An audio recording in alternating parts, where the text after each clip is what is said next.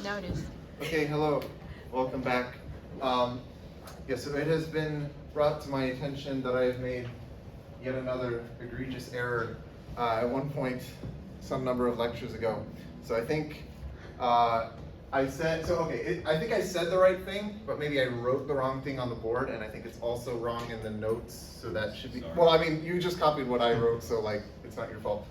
But, okay, so I think what I want to write is that x is less than or equal to y in the Bruhat order if and only if y times w naught is less than or equal to x times w naught in the Bruhat order, and this is if and only if w naught y is less than or equal to w naught x. I think what I wrote was the reverse of these, which is not the case, so this is what it should say. Okay, so just keep that in mind. Okay, but now we can go back to lattices. So remember, I was talking about distributive lattices. So we said that a lattice L is distributive if for any elements x, y, and z, we have, well, these two conditions saying that the meet distributes over the join and the join distributes over the meet. So here are some examples of non-distributive lattices.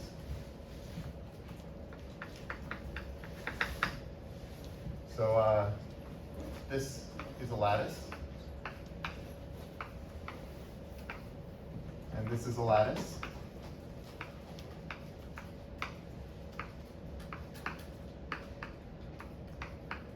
And these are not distributed.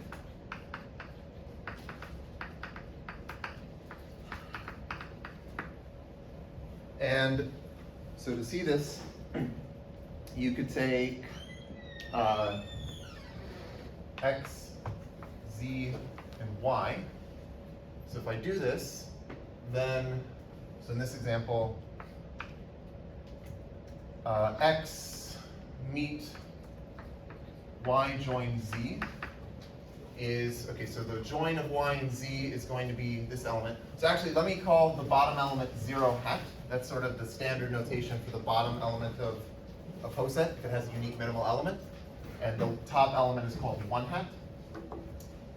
So y join z will be 1 hat. So this is x meet 1 hat. And x meet 1 hat is going to be x. On the other hand, if I take x meet y join x meet z, so x meet y is 0 hat.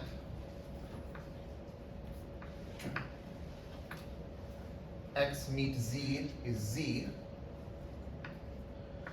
and 0 hat join z is z, so these are not the same thing.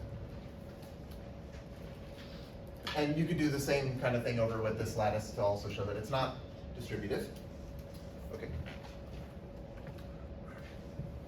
So you might wonder like why we care about distributive lattices.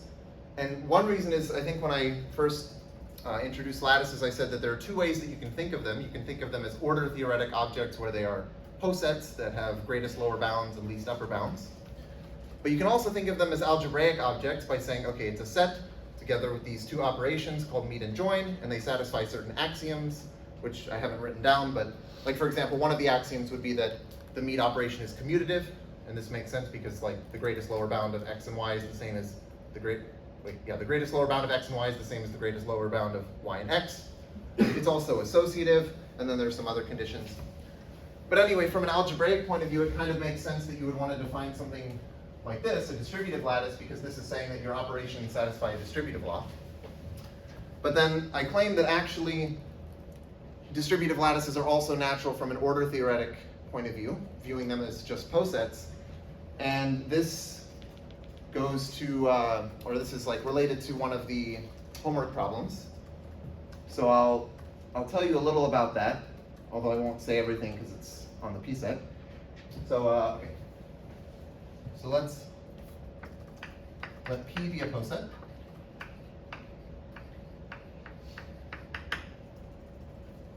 Then order ideal of P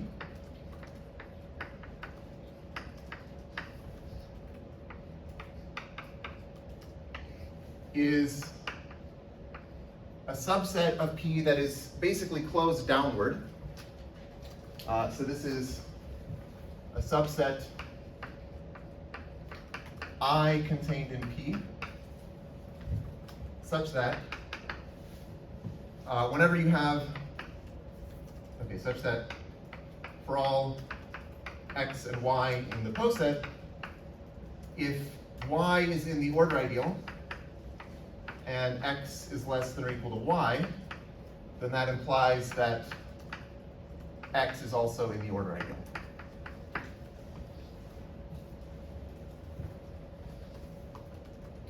And I'm going to let J of P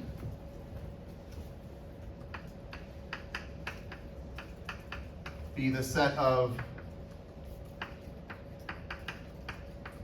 order ideals of P.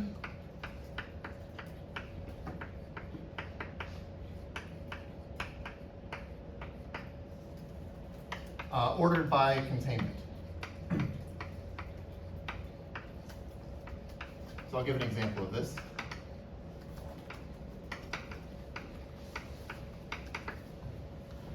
But the point is that I've taken P, which is some poset, and now I've constructed some bigger poset out of it by saying that the elements of my new bigger poset are going to be the order ideals of the original poset, and I'm ordering them by containment. Yes, Catherine? Can you write not as low or move Oh, your backpack? Actually, sure. moving your backpack would just be better, I think. Okay. Is that okay? Yeah, that's good. Okay. So let me give an example of this.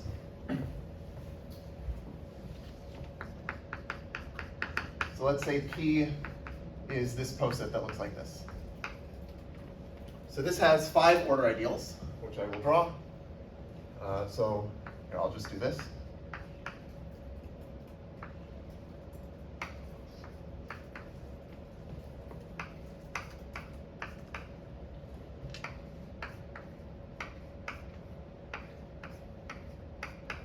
Okay, so one of the order ideals will be the entire poset, which I'll circle the elements in my order ideal. So this is one order ideal where I just take everything. Or I could take this order ideal, which has just these 2 elements here. Or I could take this order ideal, which has these 2 elements here. Or I could take the order ideal that has just this bottom element. Or there's this order ideal, which is just the empty set. The empty set also counts as an order ideal. And so the Hasse diagram of this bigger poset looks like this.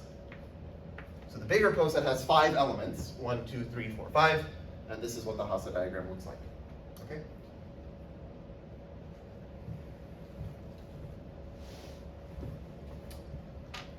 So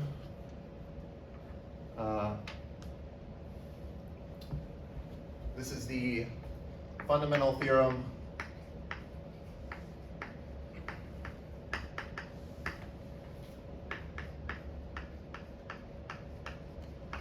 of finite distributive lattices.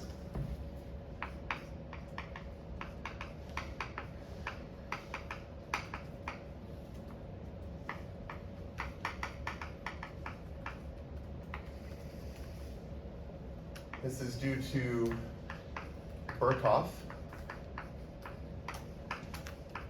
from, well, I think it was published 1937, I think, sometime in the 1930s. Yes, Laurie. Is it true that a poset is like a subposet of like JFP? Wait, sorry? Like P is a subposet of JFP? Yeah. Yes. Okay. P will be a subposet of JFP. You like take the order ideals and find out one column. Yes, exactly. Yeah, if you take the order ideals that are generated by one element, so these are like principal order ideals, I guess I can outline them here. There's this one, there's this one, and there's this one. And those form a subposet which looks like the original one. Yeah. And this is sort of one of the ways toward proving this thing, or one of the ideas toward proving it. Okay, so this has, so I'll say 2 things for the theorem. One is that if P is a finite poset, then J of P is a distributive lattice.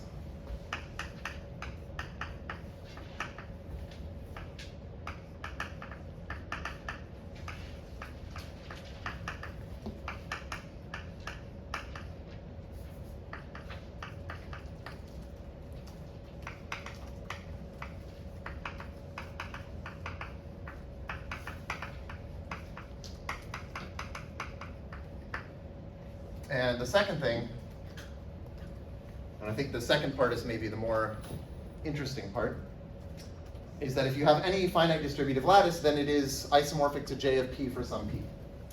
So if L is a distributive lattice,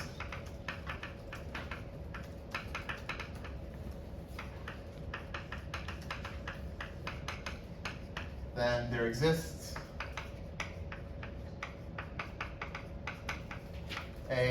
so I'll say in parentheses unique finite coset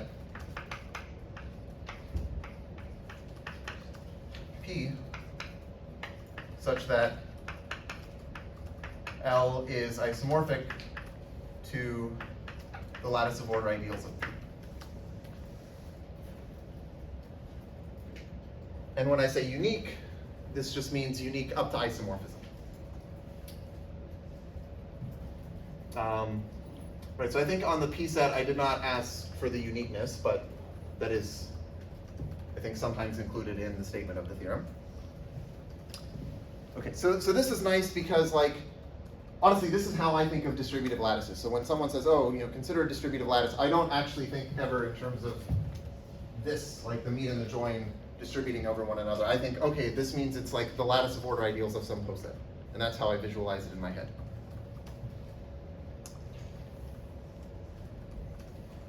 So I wrote a paper about lattice theory with this guy, Nathan Williams. He's a professor at UT Dallas.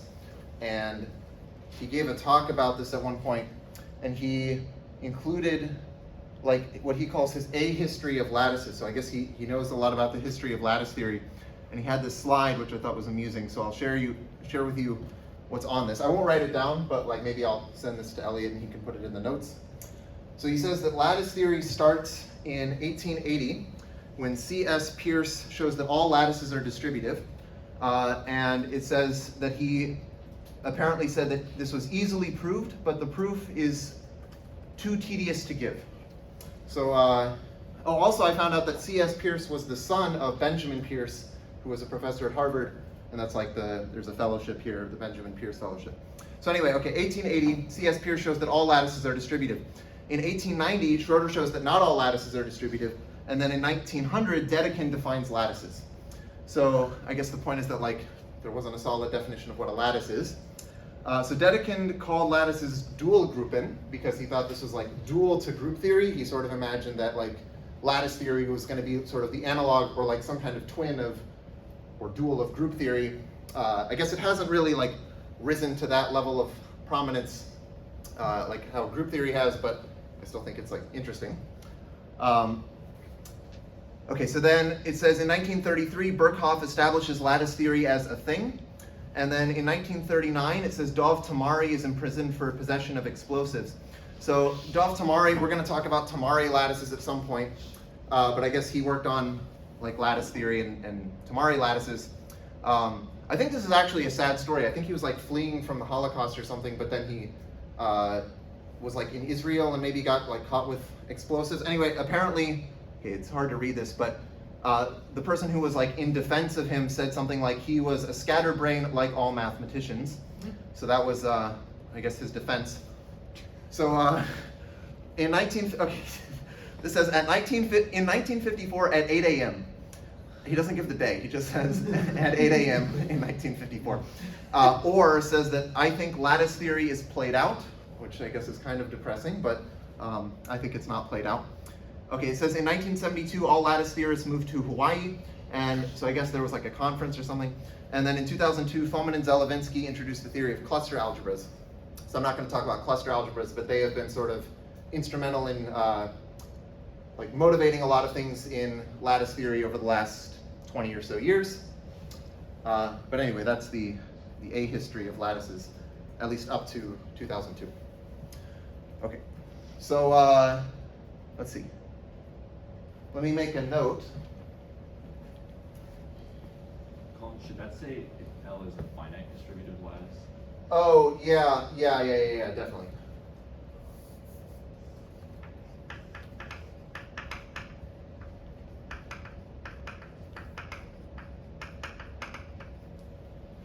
actually, maybe that leads into something that Catherine was mentioning, maybe I should mention earlier, which is another nice lattice called Young's lattice. So I'll give that as an example.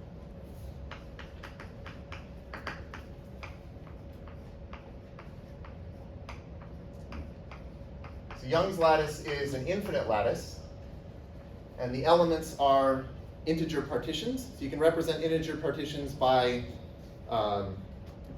their Young diagrams. And so and the order relation is basically given by containment of Young diagrams. So the picture would look like, I guess there's the empty partition, just the empty Young diagram. And then above that, there's the partition of the number 1, which I'll draw with just like a box. So this is representing just 1. And then this will be covered by these two. Okay, so this is representing the partition where you have just like 2. So this is like a partition of the number 2 into one part where you're just writing 2. And this is a partition of the number 2 where you're just writing like 1 plus 1. So it has 2 parts which are 1 and 1. So the sizes of the rows are like the parts in your partition. And they are weakly decreasing. So this would be contained in, so I guess there's this. And then there's this. There's also this. So I guess, okay, the point is that this Young diagram fits inside of this one, and this one also fits inside of that one. And this one fits inside of that one, this one fits inside of that one. I guess we could keep going a little.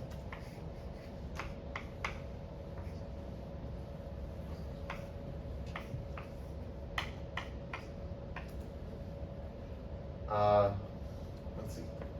What else do I want? So there should be 5 partitions of 4. So I guess another one I want is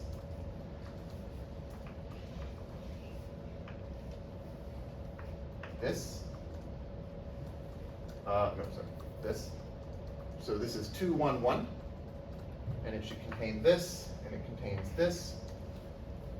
And then I guess I also want 3, 1. I don't know where to draw it. Okay, and it's also, this should be graded, but I'm drawing it in a very bad way. Okay, let's move this up.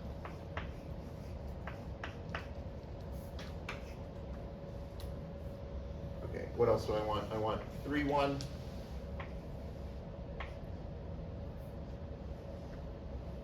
So this should be above this and this. And then finally, I should have the partition 2, 2, which should contain this one, and that's it. And okay, well, this keeps going. But anyway, this is some infinite lattice. Yeah, and it's important for reasons. Okay. I mean, I didn't plan to talk about it, so yeah, here it is. Okay. Let me make another note, which is that an interval inside of a distributive lattice is distributive. This is just because, like, if you restrict to an interval, then the meet and join operations restrict to that interval. So, like, you can view the interval as a sublattice, and if the meet and the join satisfy the distributivity conditions in the entire lattice, then they're going to satisfy them when you restrict to the sublattice, or to to this interval. And so what that means is that you can kind of see if a lattice is not distributive, in the sense that, like, if I had the Hasse diagram of some lattice and I saw this thing sitting there, like, as one of the intervals, I would know automatically that my lattice is not distributive just because it has an interval that is not distributive. Same if I saw, an interval that looks like this. So the whole point of this is just, like, sometimes you can kind of visually see, like, oh, this lattice is very much not distributive because I can see these little things that look like that, or something similar. Okay. So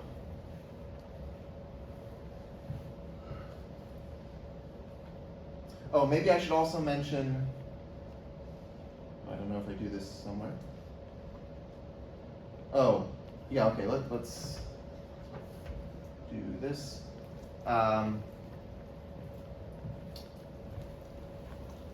So let L be a finite lattice.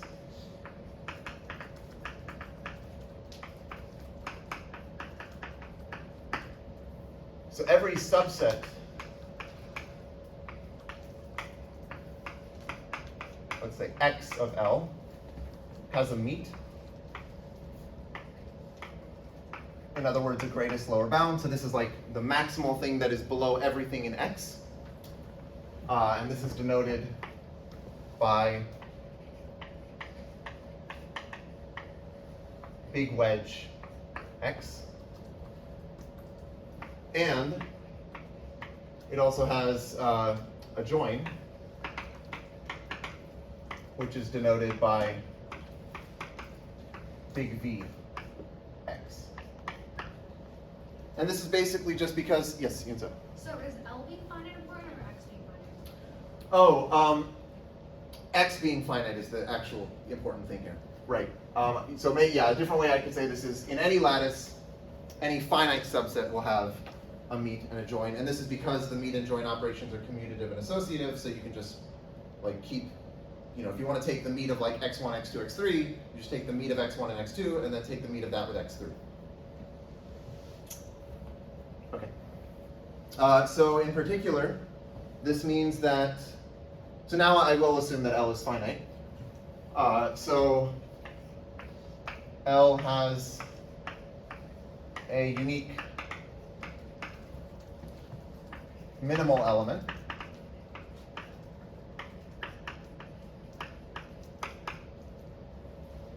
which is denoted by 0 hat.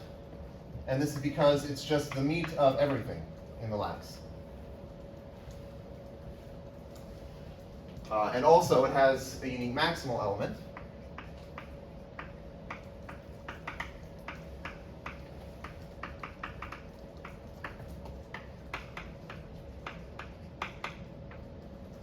Which is denoted by 1 hat.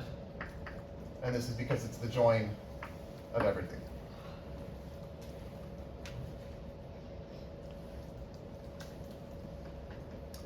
And I'll just make a note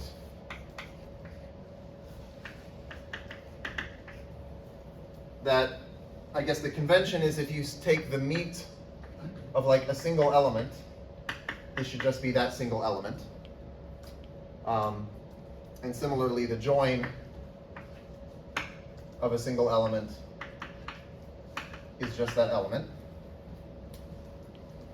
And also the meet of the empty set is the maximal element. And the join of the empty set is the minimal element. Right, because you could think of this as saying like, what is the biggest element of the poset such that for everything in the empty set, that thing is greater than or equal to it. So like, maybe I should write it like, this is the maximal element W such that W is greater than or equal to V for all V in the empty set. Well, the empty set is empty, so this is like always vacuously true, and so in other words, every element satisfies this, so we're just looking at the maximal element of the entire lattice. Okay? Yes, Yunza? When you say Young's lattice is an example, what is that an example of? Oh, it's just, it's a lattice, and it's infinite. Yeah, I guess it's illustrating that you can have infinite lattices. Oh, okay. It's not distributed? It is distributive. Oh. Yes. Yeah. Will you say more about that? About Young's lattice? No. What? About what? Oh, this? Fundamental theorem, yeah. Oh, yeah, okay. Yeah, hold on. Good point. Okay. Yes, I can do that.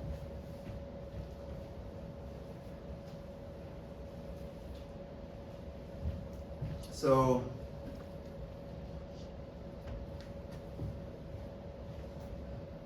an element of a lattice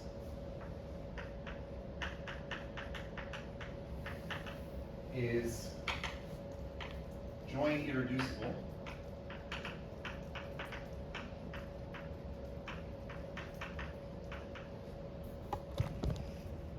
if, do I want to say finite? Yeah, okay, just lattice. An element of a lattice is join irreducible if, okay, let's call it an element J.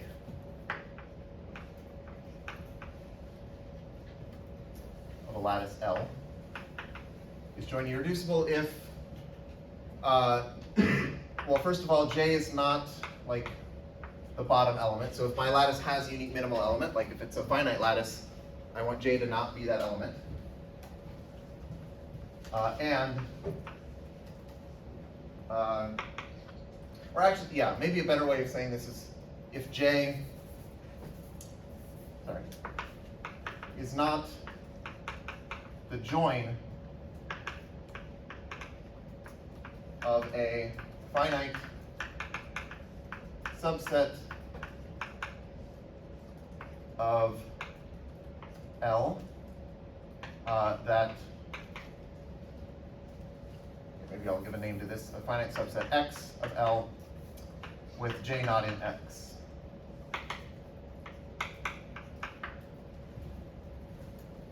So in other words, this is saying, if I want to write my join irreducible element as a join of some things, then I have to actually use J as one of those things. And okay, there's a, I'll just say meet irreducible elements. So a meet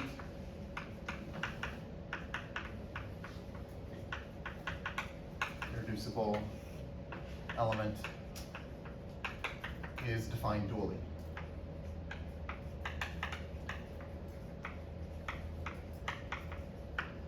Just meaning that if I want to write my element as a meet of some things, then I have to use my element as one of those things. So let me give an example. So in the lattice of divisors of some positive integer capital N, so remember we have this lattice where we take just all of the divisors of N and they're ordered by divisibility. The join irreducible elements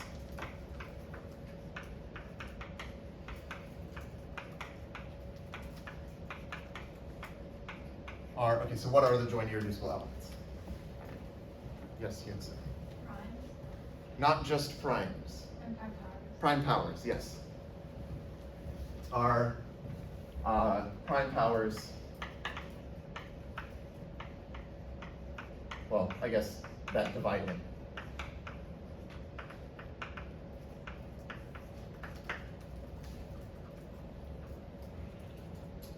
And this is just because the join is like the LCM, and so a prime power is, like, if you want to write a prime power as like the LCM of some things, then that prime power must be one of those things.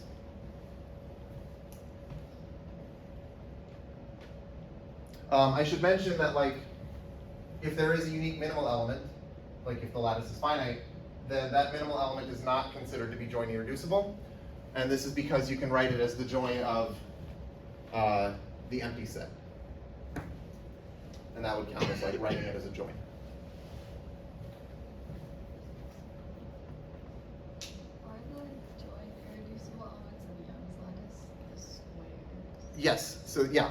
The join irreducible elements will be the Young diagrams that look like rectangles.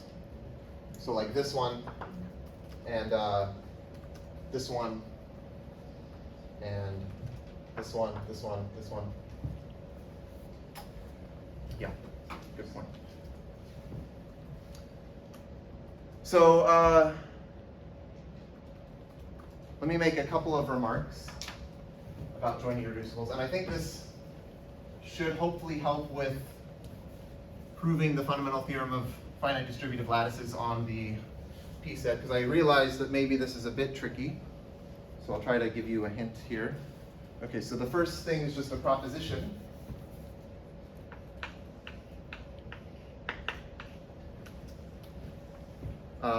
Actually, hold on. Yeah. So every element of a finite lattice can be written as a join of some set of joint irreducible elements.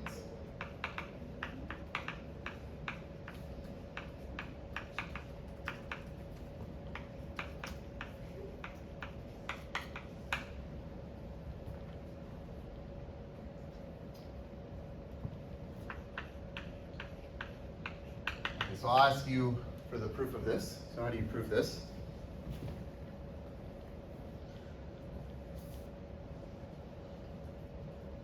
Okay, I guess the first step is let L be a finite lattice. And the next step is let X be an L. So now what? Yes, even so. Do you take the, like, could you give some linear ordering and just take the join of the, like, if it by itself is a joint irreducible, then you're done?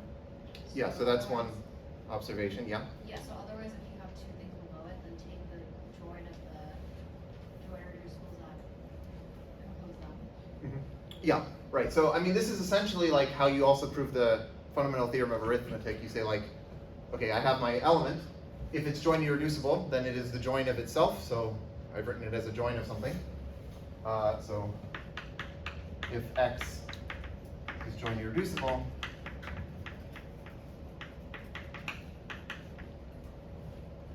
we are done.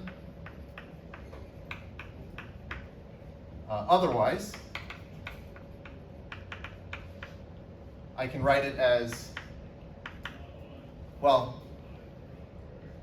I can write it as the join of some set, capital X, for some set X, which is a subset of L, that does not contain little x. But notice that if I'm writing X as a join of things, those things must be less than or equal to X, right? They can't be like above X, because when you take the join, you know, you're going up. So all of these elements are actually strictly below X, and so I can basically induct on the lattice. I can just say, you know, okay, now these elements are smaller, and so each one of them, by some induction, is going to be a join of some element, of some joint irreducible elements. And so then X itself would be a join of irreducible elements. So by induction,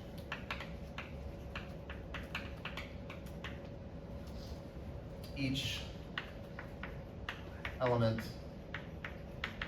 of capital X is a join of some set of joint irreducibles, but then so is X, because it's just the join of like all of those subsets.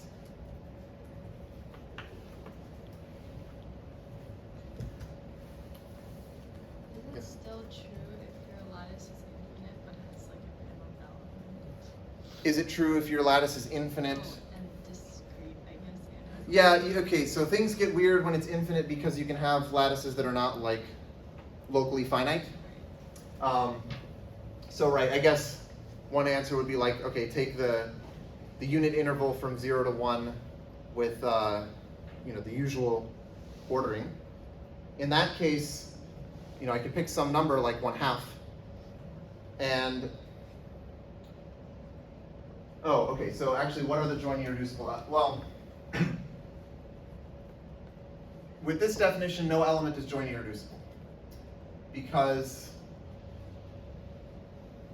oh wait, no, it is. I always get confused about these. Okay, so then every element is okay, but then maybe this is still true.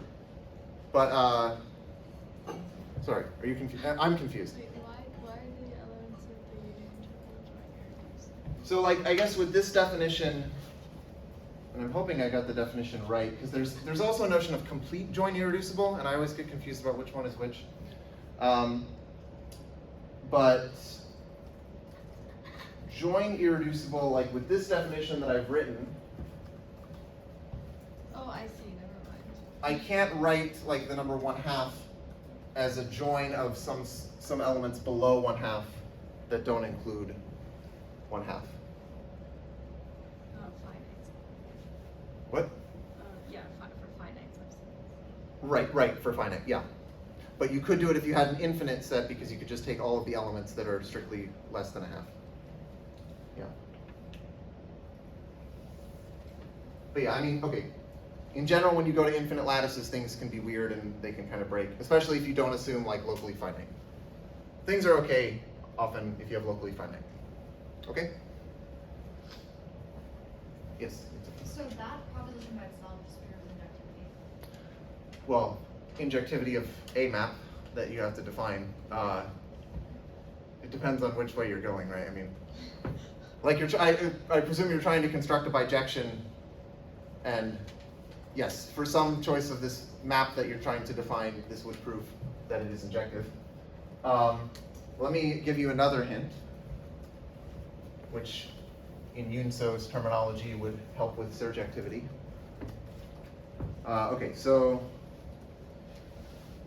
okay, this is actually not like going to be a statement about lattices, but I'll just tell you something about numbers that like you already know. So this is a fact that you know, but hopefully this will like lead you in the direction of proving a lemma that can help with the homework problem, you know, this homework problem. So if p to the alpha is a prime power,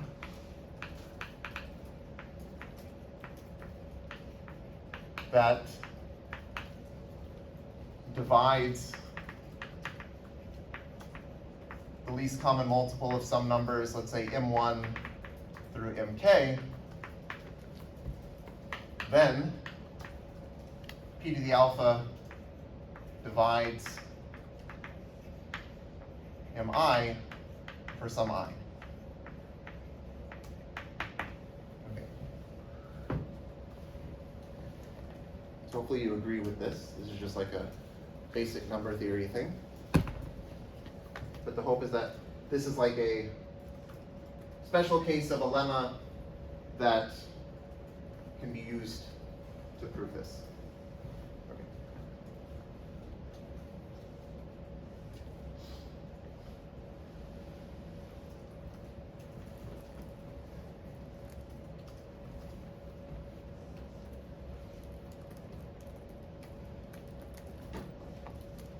Okay, I don't remember if there's anything.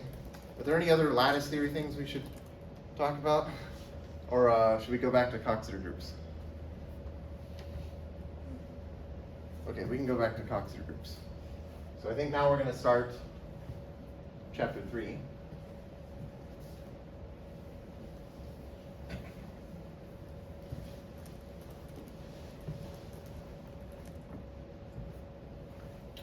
Okay, so weak order.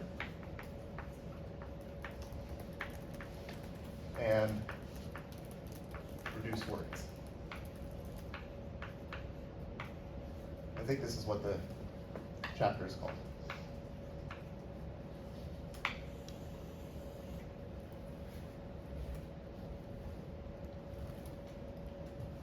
Okay, so again, let WS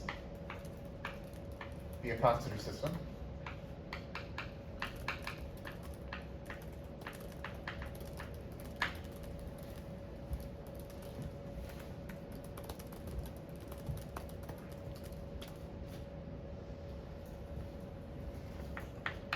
for u and v in W, let's write u less than or equal to sub r v. Okay, so I'm going to define a partial order on the Coxeter group. This will be called the weak order, or actually this will be the right weak order, which is why the r is there. And I guess what the book does is it writes less than or equal to sub r for the right weak order. There's also a left weak order, which will be denoted by less than or equal to sub L. And then there's the Bruhat order that we've already talked about, which is just less than or equal to. I will point out that in a lot of papers, people will just write less than or equal to for the weak order. This is what I do usually. But anyway, I think I'll just stick with what the book does and write the r as a subscript. Okay, so u is less than or equal to v if there exists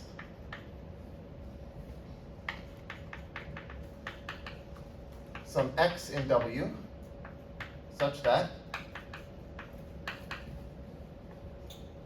v is u times x and the length of v is the length of u plus the length of x.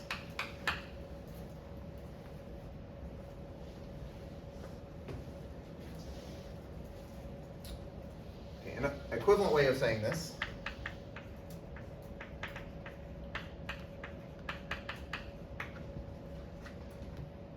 u is less than or equal to v in the right weak order if and only if there exists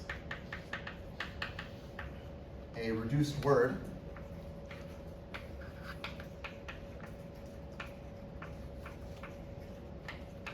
for v that contains a reduced word for u as a prefix. And by prefix, I just mean you have a word and it's like an initial string in the word. So remember we had the Bruhat order where we said, well, u is less than or equal to v if v has a reduced word that contains some reduced word for u as like any subword. But here for the right weak order, we want that subword to actually be a prefix. Okay. So this partial order is called the right weak order.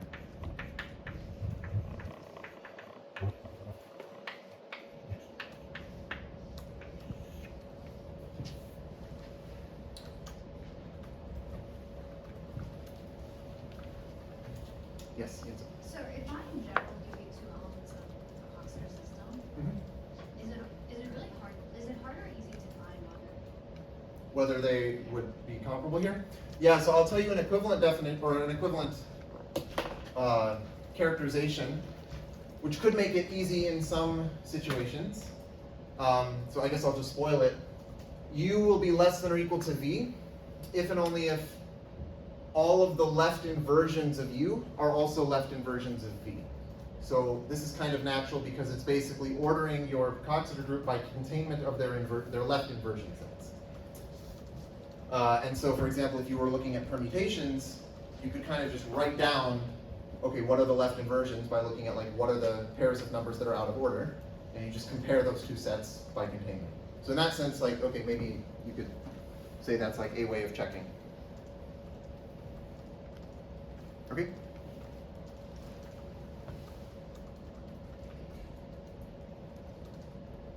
Okay, well, there's also the left weak order. So, I mean, okay, it's gonna be like convenient for me to just like say things about the right weak order and not have to always repeat myself for the left version. But I guess for right now, I'll just do the left version. So let's write U is less than or equal to sub L V if there exists some x in W such that, well, now I just multiply on the left, so V is x times U instead of what I had over here, which is u times x. But also I want the lengths to add again. So length of v is the length of x plus length of u. And equivalently,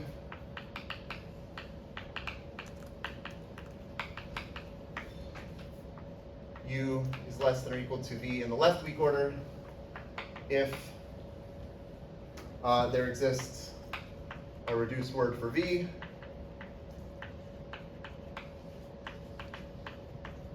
that contains a reduced word for u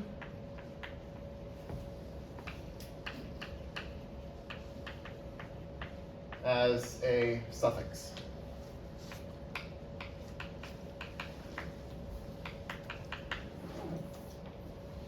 And this is called the left weak order.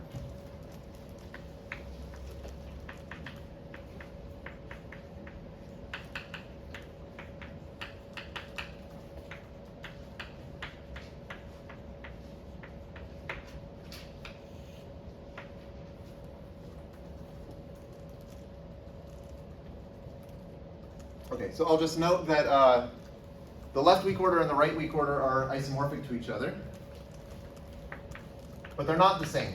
So I guess I should point out that, like, when I defined the Bruhat order, I used it, or I defined it using like right multiplication, and then I said, well, you could also define it using left multiplication, and you end up getting the exact same partial order.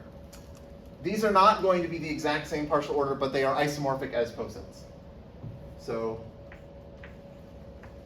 my Coxeter group under the right weak order, so this is my poset, and Coxeter group under the left weak order are isomorphic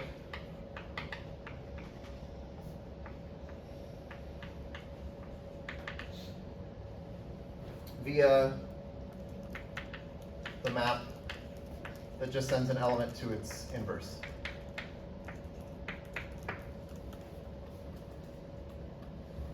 So because of this, it's common to just say, let's fix one of these and only talk about that. So for me, I'm just going to talk about the right weak order. And often I'll just call it the weak order. So when I say, like, okay, consider the weak order, I mean the right weak order. And just know that there is also the left weak order, but they're isomorphic, so let's just talk about one of them.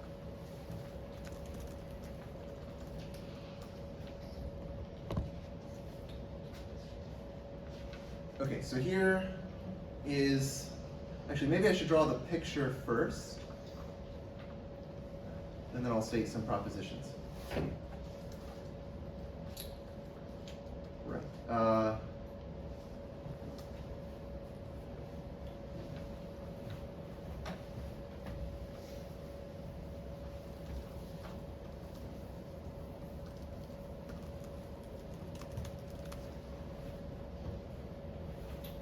So let's do S3.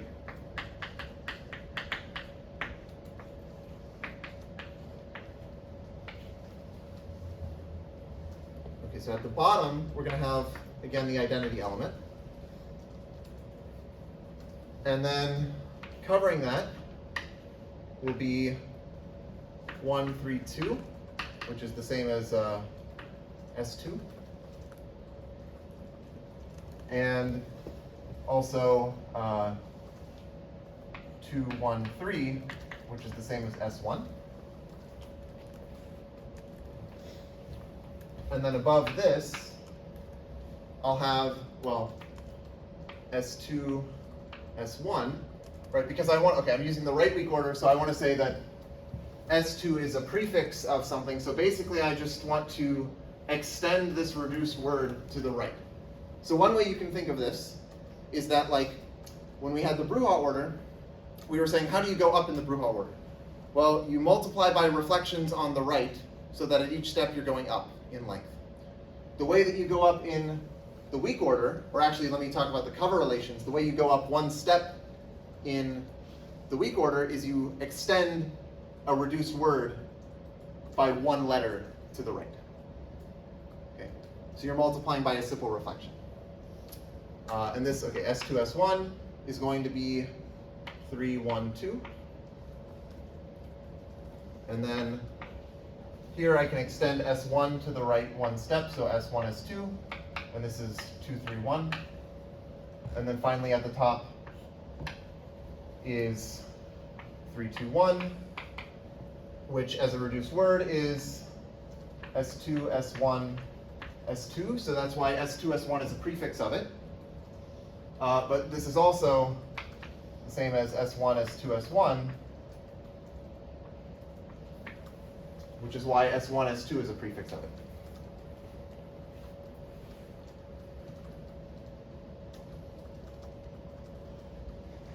Yes, Susan.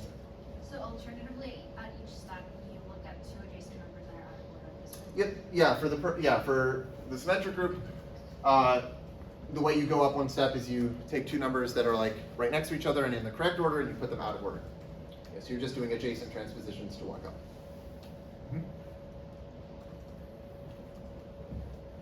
Let's do a couple more examples.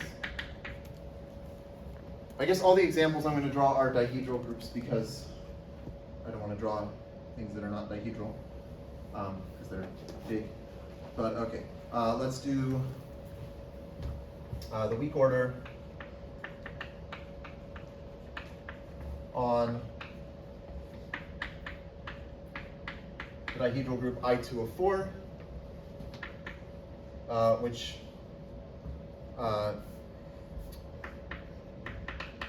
let me call the simple reflections just, I guess, S1 and S2 again. But it's not the same S1 and S2 as up there. So here it's going to look like this. We have the identity at the bottom.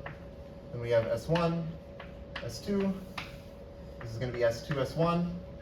This will be S1, S2.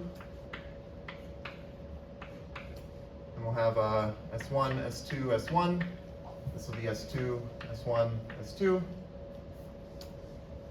And finally, at the top, there's S1, S2, S1, S2, which is the same as S2, S1, S2, S1 in this Coxeter group. And this is also, maybe I'll just point out the element W0, like the long element.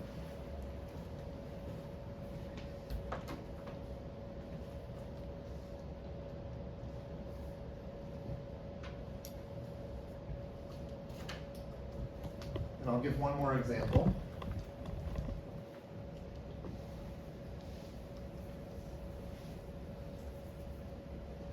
Okay, so probably I don't need to do like I2 of 5 because you can imagine how that would look. But I'll do I2 of infinity, which is also similar. So let's say W is I2 of infinity. So I'll remind you what this is. Well, okay. So the Coxeter graph looks like this. We have simple reflections S1 and S2. And there's an infinity labeling that edge, which just means that there isn't actually a relation like satisfied by S1 and S2. In other words, the order of S1 times S2 is infinity. Or, yeah, it's infinite order. So here the weak order just looks like this. Here's E. Here's S1, here's S2, here's S1, S2, here's S2, S1, here's S1, S2, S1, here's S2, S1, S2, and we're just going to keep going up. S1, S2, S1, S2, S2, S1, S2, S1. So this is like infinite. Yes, Yuta. So, in general, if you just add more lines to, like the right big order, do you get the broad order? Oh, yes. So, right. I guess one reason it's called the weak order. Sometimes people will call it the weak Bruhat order, and they'll call what I've been calling the Bruhat order. They'll say that's the strong Bruhat order. And yeah, so it is the case that like the strong Bruhat order can be obtained from the weak order by adding in extra cover relations. Yeah. So I guess that's the sense in which it's like weaker, because it has like fewer relations.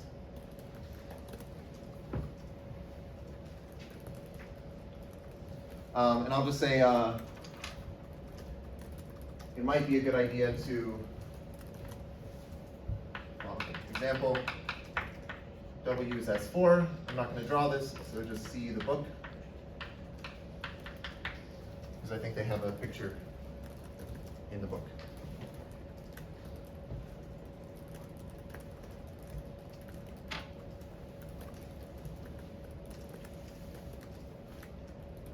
Okay, so I have a proposition here that I'm now realizing I did not write a proof for. But if you want me to, I can prove it maybe next time, or I don't have to. But I'm not going to prove it right now, I guess.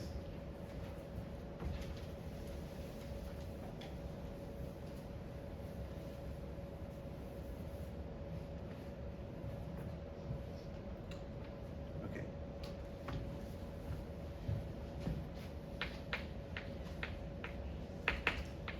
So U is less than or equal to V in the right weak order if and only if the set of left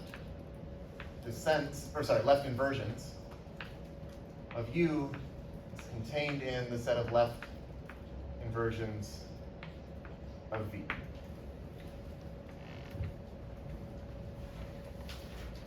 So I guess, okay, one way you can see this, actually, is this just obvious? We characterized the inversions, the left inversions at some point, where we said you take a reduced word and you write out these palindromes, right? We said, S1. Okay, so I'm just let me put this in a different color because I don't know what I'm saying, but.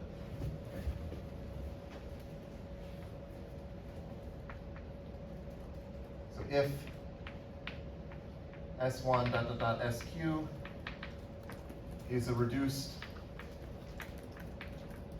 word for U, then we said before that the set of left inversions of U is exactly what you can get by doing, well, you can take S1, or you can take S1, S2, S1, or you can take S1, S2, S3, S2, S1, and so on. And okay, so this should easily show that, like, if V is greater than or equal to U in the right weak order, then you can obtain some reduced word for V by, like, extending this reduced word for U. So your set of palindromes that you get is only just going to get bigger. So that's why if U is less than or equal to V in the right weak order, then you have this containment. And then I guess if you have this containment, I don't know, maybe it's similar to do the reverse, but anyway, okay, I'm not going to do that right now. Is this not one? I don't know. How do you know which one corresponds to it? Right, how do you know which reduced word? Well, okay, so if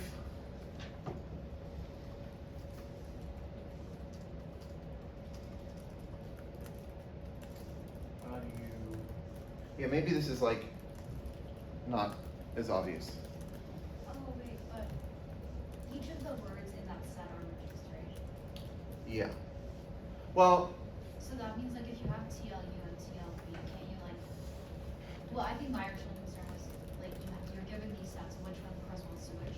And that's magical, right? Because each of those words are reduced. Because you can look at their length, Mhm. match the two, yes. and then once they're matched, you know that their S1, S2 is the same, and their S2. Oh, okay. Right. Yeah, maybe this works. I'm not sure. Uh-huh. Maybe. I mean, I guess, Yeah, I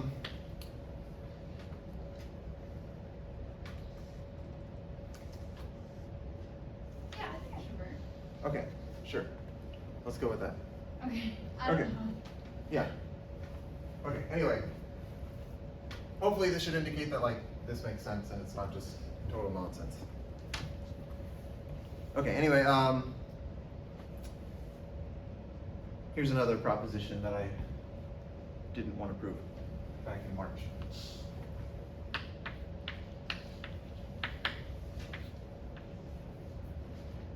So the maps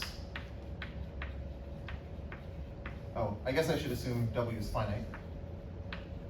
W be finite. The maps x goes to x W naught and x W naught, or sorry, x goes to W naught x are anti-automorphisms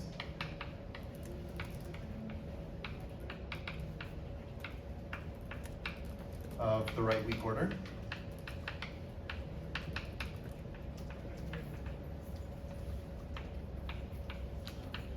And maybe I should re-emphasize what this means.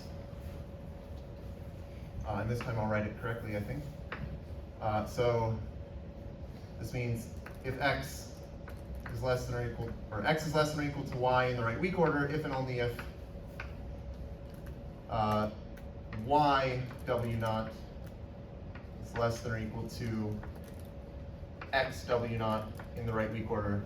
And this is if and only if W naught y is less than or equal to W naught x in the right weak order.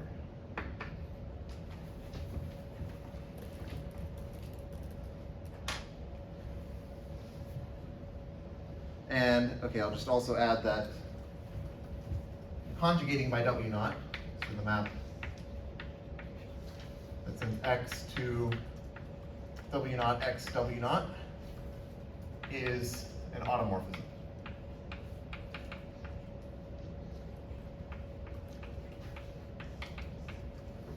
Of the right weak order.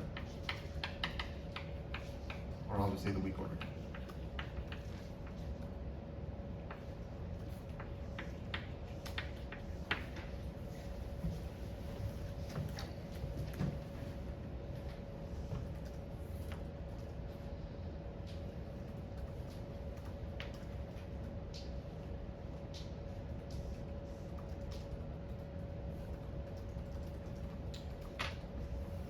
But is that just because? So were these also the cases in Brouhaha order? Yeah, this is also true of the strong, yeah, the Brouhaha order. So if it's true in the strong order, it's true in the weak order. Well,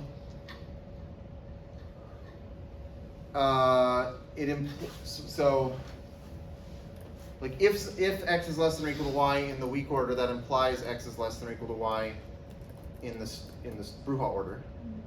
But I don't think that immediately shows that you get this automorphism.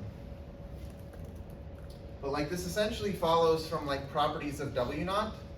I think at some point wrote down properties where like the length of x W naught is just like the length of W naught minus the length of x, things like that. So you understand like how the lengths work when you multiply by W naught, and that can allow you to control this. Sorry, why does that not imply it? The fact that it was in the strong order? Well, okay, I mean, if you know that x is, how do you want the proof to go? If you know that x is less than or equal to y in the strong Brouhaha order, what does that imply? I mean, that doesn't tell you about the weak order, though. So isn't the goal, so you assume that x is less than or equal to y in the weak order, Mm-hmm. and then you want to show that in the weak order, after the automorphism, it's still less than or equal, right? Yeah. So because x is less than or equal to y in the weak order, it's also less than or equal to y in the weak order. Mm-hmm. And then you do And then you know that W naught x is less than or equal to W naught y in the strong Brouhaha order, but that doesn't imply that you can go back to the weak order. But I think, okay, I don't know, should I risk doing this on the fly also, or just not? I feel like this can't be that hard. Okay, let's try. Well,